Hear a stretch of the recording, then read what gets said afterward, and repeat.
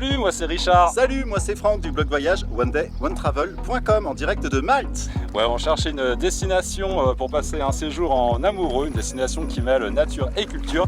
Et justement, l'archipel maltais est idéal pour ça, parce que Malte, c'est pas juste une seule île, c'est plusieurs îles. Et on va passer un séjour ici qui va d'ailleurs commencer à Gozo, la petite sœur de Malte. Et on cherchait une destination LGBT safe, mais une destination aussi qui est ouverte à tous les voyageurs, que tu sois en famille, entre amis. En tout cas, c'est une destination qui est parfaite pour ceux qui aiment mêler la nature et la culture. Donc nous, on va commencer donc par Gozo. On t'emmène avec nous. C'est parti, let's go!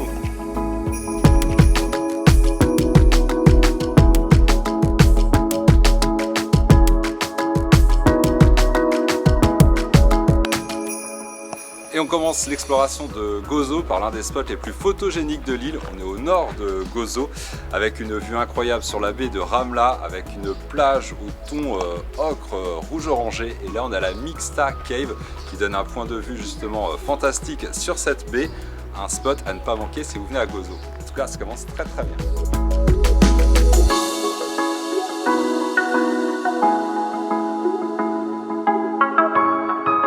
Et petite pause sur une place maltaise aux multiples influences. Là vous voyez autour de moi c'est plein d'architectures vraiment différentes. Bien sûr on se croirait en Italie, mais il y a aussi une cabine téléphonique toute anglaise, il y a aussi des influences arabes. Et là derrière moi vous voyez la magnifique église qui a deux horloges, une qui indique la bonne heure, l'autre qui indique la mauvaise heure. Pourquoi? C'était pour perturber tout simplement le diable, pour qu'ils ne viennent pas embêter les croyants. Arrivé face à l'église, il ne sait pas quelle heure il est, du coup il repart et les croyants peuvent aller prier sans problème. Allez, on continue la visite.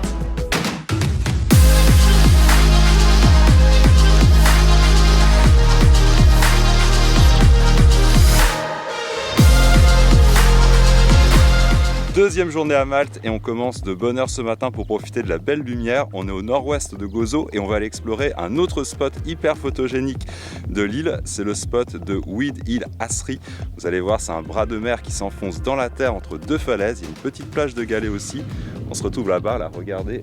Autour de nous, c'est vraiment l'un des coins les plus sauvages de l'île de Gozo. C'est très nature.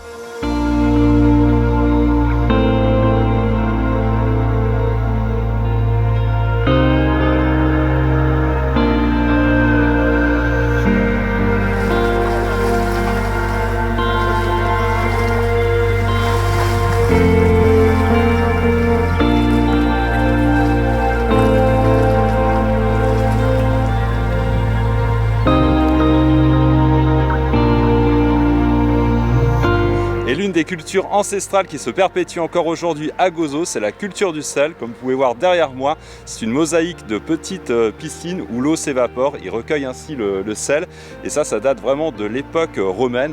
Il faut dire que Gozo et Malte ont été envahis par tous les empires au cours des siècles, les Romains, les Normands, les Ottomans, les Arabes. Et ils ont gardé comme ça des cultures de chaque civilisation. Et encore aujourd'hui, la culture de sel se perpétue. Ils en font commerce et à l'époque, bien sûr, comme on est sur une île déserte, ça servait à conserver les aliments. Et là, entre les reflets du soleil, la couleur ocre des falaises, ça donne vraiment une perspective magnifique. Et on se retrouve maintenant dans la ville de Rabat, aussi connue sous le nom de Victoria, qui est la ville principale de Gozo. C'est vraiment une ville où il est agréable de flâner, c'est plein de petites rues tortueuses. Regardez avec ses façades et ses balcons magnifiques. Du coup, on fait une petite visite. Il y a aussi la citadelle à visiter qu'on ira voir tout à l'heure.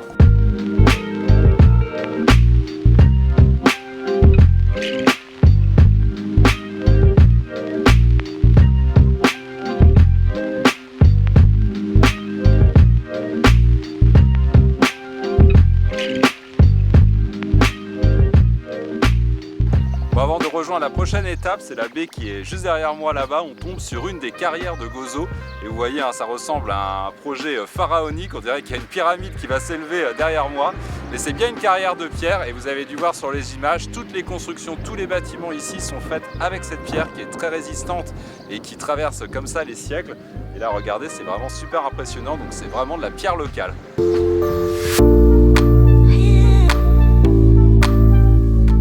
Alors maintenant on explore la baie de Douéra qui est vraiment unique à plus d'un titre. Déjà parce qu'on fait un tour en bateau et il y a une mer intérieure et on rejoint la mer extérieure par une grotte. Il y a la grotte bleue aussi, vous verrez en vidéo. Il y a un trou bleu qui est un spot réputé pour les plongeurs et ici malheureusement elle n'existe plus, mais il y avait une arche énorme qui malheureusement s'est effondrée il y a 2 ans de ça. Et ici c'était aussi un site de tournage pour la célèbre série Game of Thrones. Pour ceux qui adorent cette série, c'était un lieu de tournage et donc un lieu de pèlerinage pour les adeptes de la série.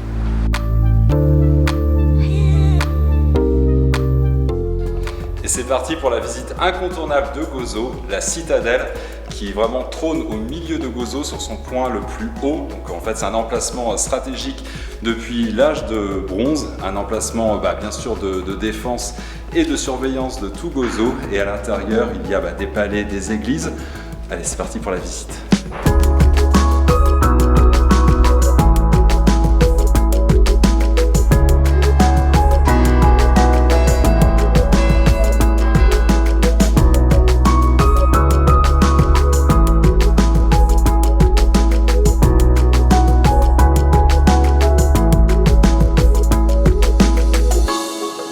Nouvelle journée à Gozo et ce matin on est avec Steve. Hello Steve. Merci. De Gozo Aventure. On va faire une petite rando le long des falaises au sud de Gozo. Mais avec Steve et Gozo Aventure, tu peux faire plein d'autres activités nature ici sur cette île, comme de l'escalade, du kayak, de la randonnée. Donc plein de choses à faire sur cette île hyper nature. Il y a plein de choses à découvrir. Donc nous on profite de cette belle rando. Il y a d'ailleurs, regardez, des formes super sympas. On dirait une tête de chat là-bas. Et ensuite on va rejoindre Malte et du coup on va passer la journée en bateau, donc ça s'annonce vraiment cool comme journée.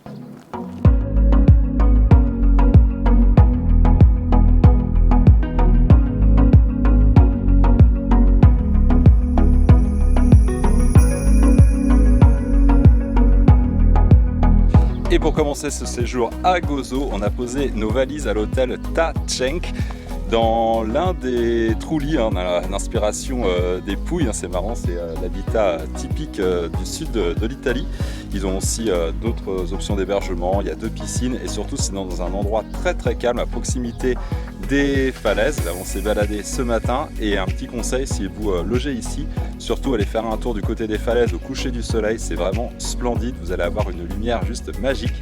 Et puis là on se prépare, maintenant on va prendre la direction de l'île de Malte qu'on va rejoindre en bateau. On va passer l'après-midi à sillonner les côtes entre Gozo et Malte et on se rejoint à La Valette ce soir. C'est parti.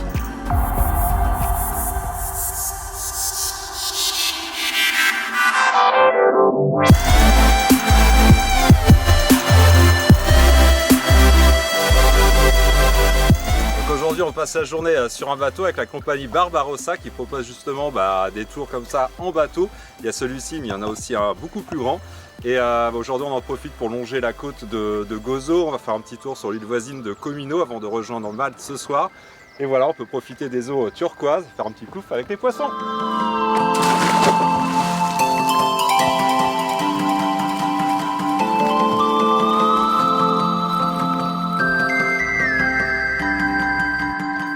Vraiment une super journée, on est comme des rois aujourd'hui. Là on va partager un repas typiquement maltais, c'est un poisson préparé par la maman du capitaine. Et on partage cette journée une bonne partie du séjour avec Anne-Marie, qui est notre guide et qui nous permet d'en apprendre plus sur la culture maltaise. Donc après on va partager ce bon repas. Santé. Santé, et en maltais on dit bisaha. Bisaha. C'est la santé.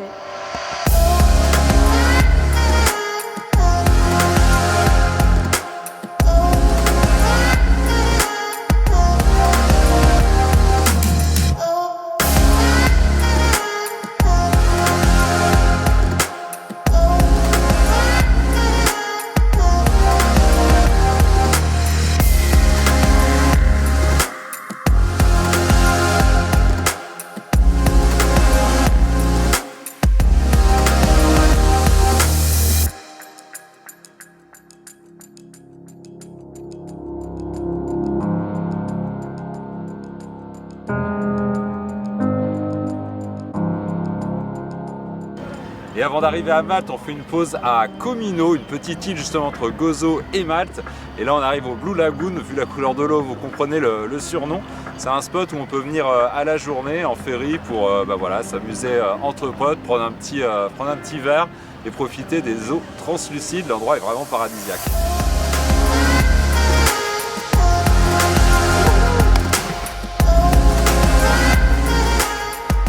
Et suite de nos aventures sur les îles maltaises, on a donc quitté Gozo hier et on est où là? On est arrivé à La Valette. À La Valette, à Malte, l'île principale. Et regardez derrière nous, il y a toute la presqu'île de La Valette qui nous attend. On vient bien sûr aller l'explorer sur terre et depuis la mer, aller voir les 3 cités en face. Bon bref, encore de belles journées en perspective.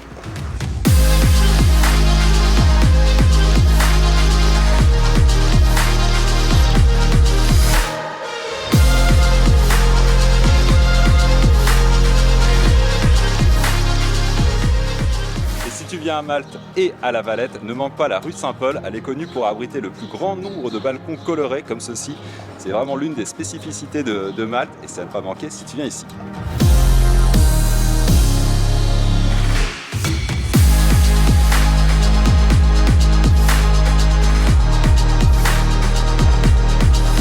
Bon, après une matinée de visite à La Valette, il est temps de reprendre de l'énergie. Donc on va tester des plats typiquement maltais. Anne-Marie, tu peux nous expliquer ce qu'on va manger? Oui, alors ça c'est du pain avec le concentré de tomates qu'on prend très souvent à la plage. Ça c'est des saucissons faits avec du porc, des haricots avec de l'ail, tomates séchées.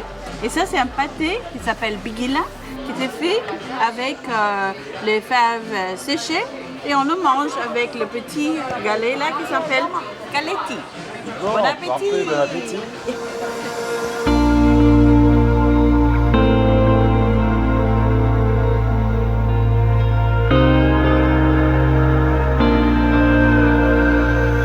Bien sûr, la Valette, on peut la découvrir sur terre mais aussi par la mer. Donc là, on est dans un bateau traditionnel qui s'appelle le Daïsa et qui nous permet comme ça d'admirer toute l'architecture à la fois de la Valette mais aussi des 3 cités qui sont juste en face. 3 cités qu'on ira découvrir demain à pied. Et là, en attendant, on en prend plein les yeux.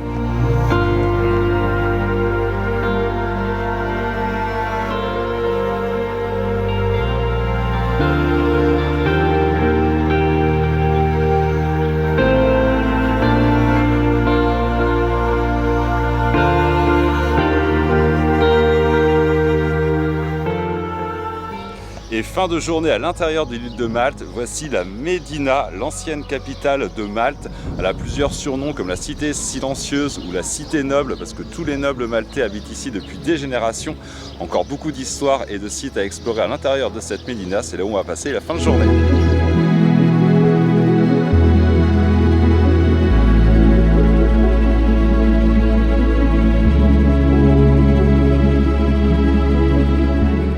Journée à Malte et aujourd'hui on va explorer les 3 cités qui font face à La Valette.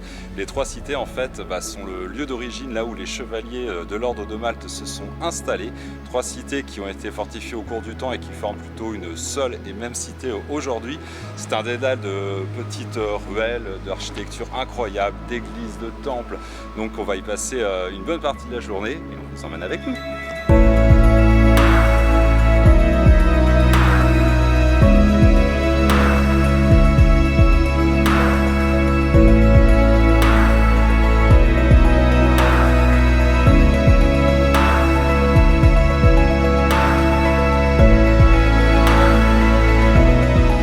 On se retrouve à seulement 20 minutes du centre de La Valette. On est à St. Peter's Pool, la piscine de Saint-Pierre. On s'est éloigné un petit peu du spot principal. Là, regardez, le décor est juste fabuleux. Les formations rocheuses blanches, le bleu intense de la mer. Donc c'est vraiment cool et c'est assez surprenant d'ailleurs comme toute la destination Malte d'ailleurs. Et peut-être que tu te poses la question, est-ce que Malte est une destination safe? Est-ce que tu peux y aller tranquillement, te balader sur tout l'archipel? Et bien la réponse elle est oui, bien sûr. Ouais, il y en a vraiment pour tous les goûts, hein, que tu viennes entre amis, en famille, que tu sois gay, hétéro, il y en a vraiment pour tout le monde, que tu aimes la nature, on te conseille Gozo, si tu aimes l'histoire et la culture, La Valette c'est vraiment un musée à ciel ouvert, donc vraiment une destination ouverte à toutes et à tous. Nous en attendant on va reprendre la direction de La Valette, on va continuer à explorer d'autres spots de Malte. Allez, c'est parti!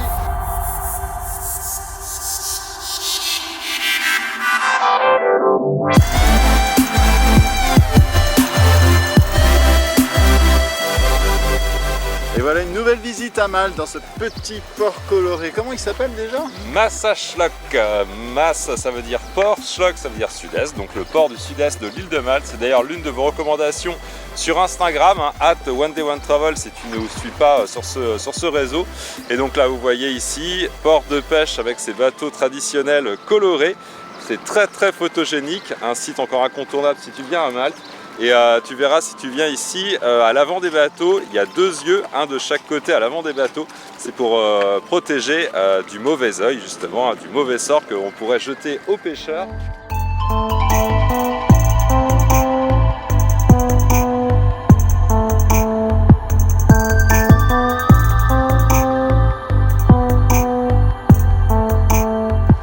Dernière étape de ce trip à Malte, on est à Wied is Zurich, donc un petit port de pêche. Vous voyez, il y a une toute petite crique toute mignonne derrière moi et c'est le point de départ pour aller admirer la grotte bleue qui est non loin, un petit tour en bateau d'une demi-heure, mais on se retrouve là-bas.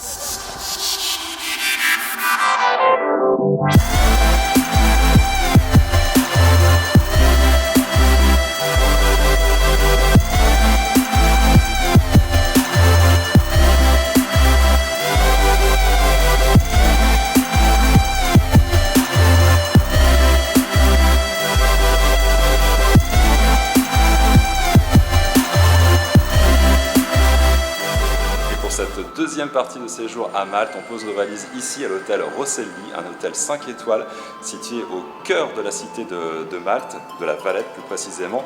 La Valette qui est inscrite intégralement au patrimoine de l'UNESCO, donc c'est idéalement placé pour aller explorer à pied tous les trésors architecturaux. Et ici, donc cet hôtel 5 étoiles dispose de 25 chambres, le service est irréprochable, le petit déjeuner est au top. Donc un bon plan si vous voulez explorer la Valette. Et c'est déjà la fin de cette vidéo dédiée à Malte. On espère que tu as apprécié le visionnage de cette vidéo autant que nous on a apprécié notre voyage dans les îles maltaises. Et l'aventure continue sur tous les réseaux sociaux de Facebook à Instagram en passant par Twitter ou encore ici YouTube où tu peux toujours t'abonner. Puis pour retrouver toutes les infos pratiques, toutes les visites qu'on a pu faire, et bien comme d'habitude c'est sur le blog voyage onedayOneTravel.com. On se dit à très vite pour de prochaines aventures. Allez, ciao.